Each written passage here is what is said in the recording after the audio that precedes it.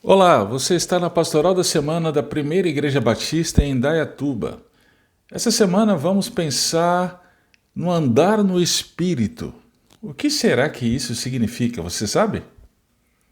Você já se viu derrotado em face das tentações? Você sabe que algo é errado, sabe que como cristão não deveria praticar, mas ainda assim aqui e acolá se vê na prática pecaminosa, pornografia, maledicência, inveja, ciúmes, ira, etc. Por que isso acontece? Será que é porque não somos crentes de verdade? O que a Bíblia diz sobre isso? Em sua carta aos Gálatas, o apóstolo Paulo nos ajuda com essa questão. Paulo se contrapôs à heresia na igreja da Galácia, que dizia que ter fé em Jesus não é suficiente. É preciso também praticar as boas obras. Contra essa heresia, Paulo instruiu que não somos justificados pelas obras da lei, mas exclusivamente pela fé em Cristo. Gálatas 2. Afirmou ainda que aqueles que se deixam levar pela heresia são insensatos, porque Cristo nos resgatou da escravidão e nos fez filhos de Deus. Gálatas 3 e 4. Assim o apóstolo exortou aos Gálatas a não se deixarem seduzir. Gálatas 5. Por outro lado, Paulo também se colocou contra aqueles que interpretaram mal a doutrina da graça e viviam uma vida dissoluta. A estes Paulo afirmou que a liberdade que temos em Cristo não pode ser licença para libertinagem. Gálatas 5, 13 a 15. Ou seja, não podemos viver de maneira a satisfazer a vontade da carne e ainda justificar essa conduta com a liberdade cristã. Mas aí existe um problema. Como não viver de maneira a satisfazer a vontade da carne? A carne é a tendência pecaminosa que tem como fundamento a confiança em si mesmo, que nos leva a uma vida voltada para cumprir os desejos pecaminosos. Como então lidar com essa força dentro de nós que é muito maior do que nós? Paulo responde, veja Gálatas 5, 16 a 18. Mas eu afirmo, andai pelo Espírito e nunca satisfarei os desejos da carne. Porque a carne luta contra o Espírito e o Espírito contra a carne.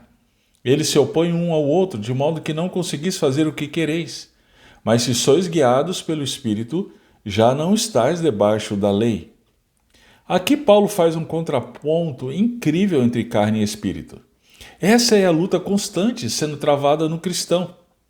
Trata-se da maior guerra de todas. E não é contra a sogra, marido, filhos ou patrão. É aquela que é travada no silêncio de nosso próprio coração. O não cristão enfrenta um certo desconforto, porque a lei de Deus está gravada em seu coração, a consciência. Entretanto, ele vive de acordo com sua natureza pecaminosa, de acordo com Efésios 2, 1 a 4. Mas o cristão vive uma luta muito mais intensa. Ele vive uma guerra. A carne luta contra o espírito. Trata-se da guerra entre dois mundos dentro de nós. O velho homem com seus desejos escravizantes e contrários a Deus, a carne, e o novo homem, que nasceu a partir da fé em Cristo. O que está em jogo é a realização da vontade. Gálatas 5,17. A vontade para a prática pecaminosa, o velho homem, versus a vontade de agradar a Deus, o novo homem. A vontade do não cristão é corrompida, portanto, seus desejos são maus.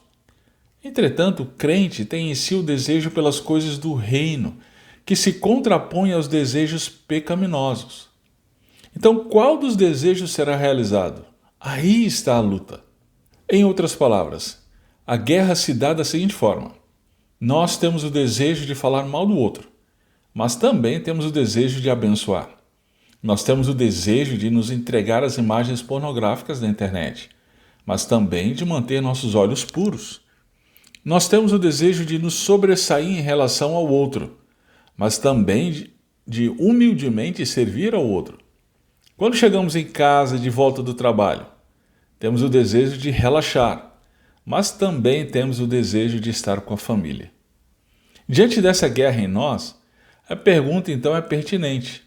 Qual dos desejos ganha? Aqui está a luta. Daí vem a próxima pergunta.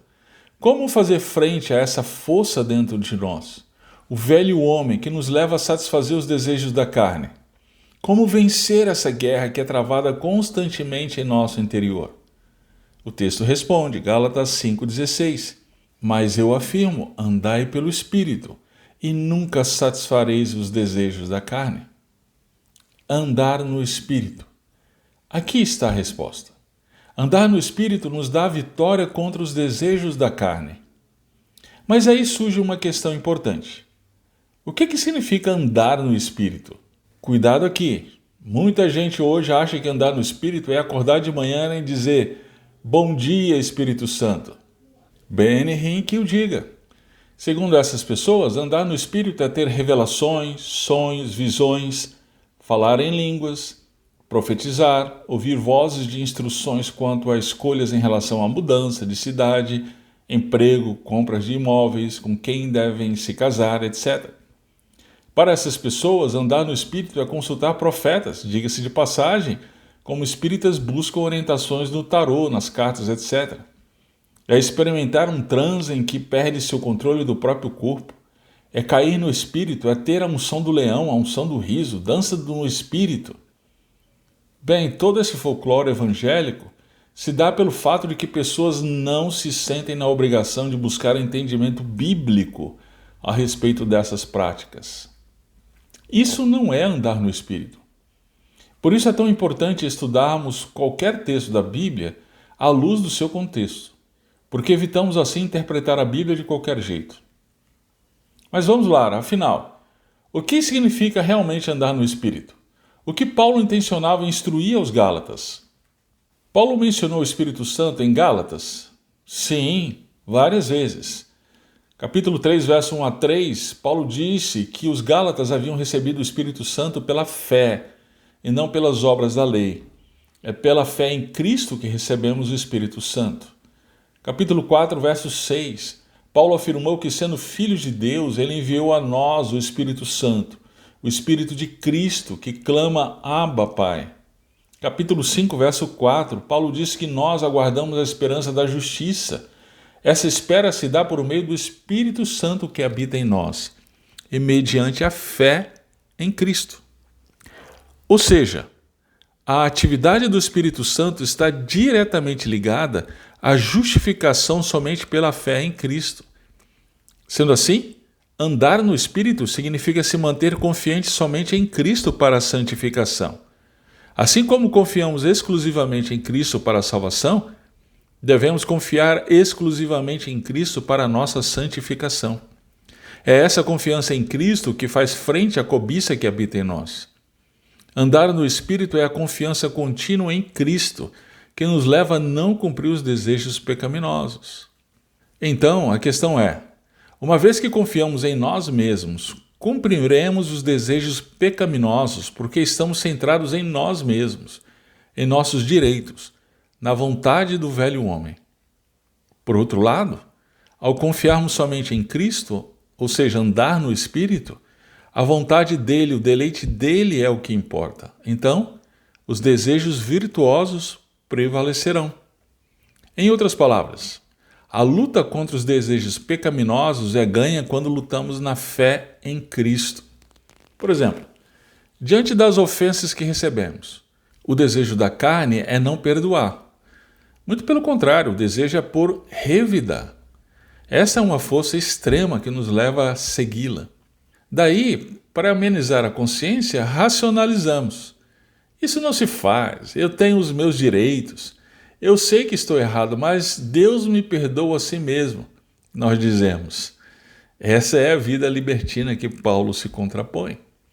Entretanto, existe um desejo em nós que não vem de nós mesmos, mas é fruto do Espírito em nós. Esse desejo é pelo perdão. Daí segue-se a luta. Qual dos dois desejos prevalecerá? A vingança ou o perdão? Se você é cristão, você responde o perdão.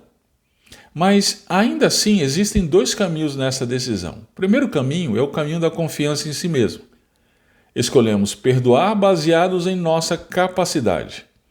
No quanto somos perdoadores, em como somos bons o bastante para deixar passar as ofensas, no tempo de igreja, enquanto servimos a Deus, enquanto damos de dízimos, ofertas, etc. Bem, esse é o caminho que os fariseus e heréticos da Galácia tomavam. Existe um segundo caminho, o caminho da confiança em Cristo. Este caminho envolve a confissão do pecado, o desejo de vingança. A confissão pela incapacidade de dizer não à vingança. E, por fim, a declaração de confiança de que Cristo morreu por nós e Ele, por meio do Espírito Santo, nos dá a capacidade para fazer o que é certo. Isso é andar no Espírito. Como você, então, tem lutado contra o pecado? Essa é a luta que todo crente trava, até que nosso Rei venha nos buscar. Acontece que essa luta pode ser erroneamente travada com as nossas próprias forças. Quando assim o fazemos, deixamos de andar no Espírito. Fazer abstinência de alimentos, correntes de oração, fazer promessas do tipo, a partir de hoje não falo mais mal do fulano. Tudo isso faz parte do esforço humano para obter favor de Deus. Acontece que isso é andar na carne, embora tenha aparência de religiosidade. Todas as vezes que confiamos em nossos próprios recursos para vencermos os nossos desejos pecaminosos, a luta é inevitavelmente perdida. Somente depositando a nossa confiança nos méritos de Cristo é que vencemos o pecado em nós. Como você então tem lutado contra o pecado? Não pense que o Evangelho é somente para novos crentes. Ele é para toda a vida cristã. Devemos confiar exclusivamente nos méritos de Cristo para a salvação e também para a santificação. Confie em Cristo para amar a sua esposa como Cristo amou a igreja. Confie nele para respeitar seu marido, ainda que ele não mereça. Confie nele para rejeitar seu desejo por primazia entre os irmãos da igreja. Confie nele para abdicar do desejo por vingança diante da injustiça da qual você foi vítima. Confie nele. Cristo é o nosso campeão. É ele quem luta por nós. Então, ande no Espírito.